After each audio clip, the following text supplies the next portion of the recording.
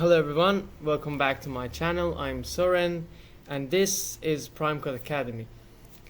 A few days ago I have created a game, an Android game called 165, and the idea behind it is quite simple and funny.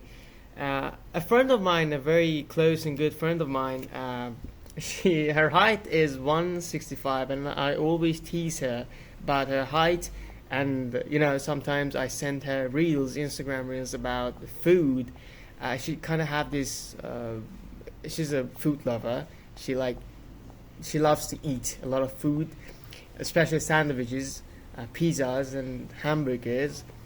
And so as I was talking to her, and kind of I was like teasing her and making messing around with her.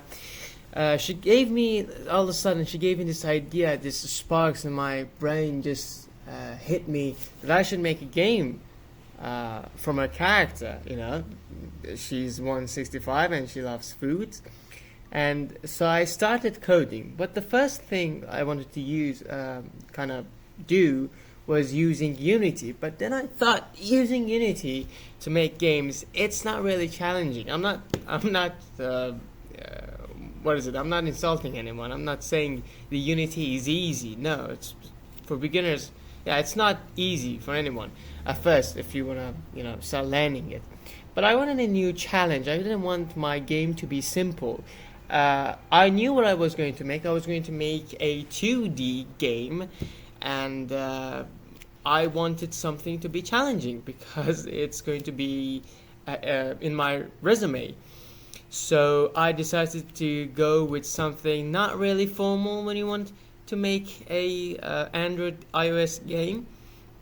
So I decided to use React Native. And one thing that is special about this project is that React Native is basically a framework, JavaScript based, that you use to make cross-platforms applications for Android and iOS. It's not really typical for anyone to use it to make 2D games, any kind of games, not just 2D games. I've seen some projects that are really rare on YouTube that people made games with React Native, but it's very, very rare, and it requires a acceptable level of coding expertise and this stuff. So I decided to make it with React Native. I went on the web and I downloaded the images of the character and the foods and the environment, and I started coding. And after 3 days of constant errors, I finally managed to put it up, and I made the game. And yeah, it was a experience I wanted to share with you people.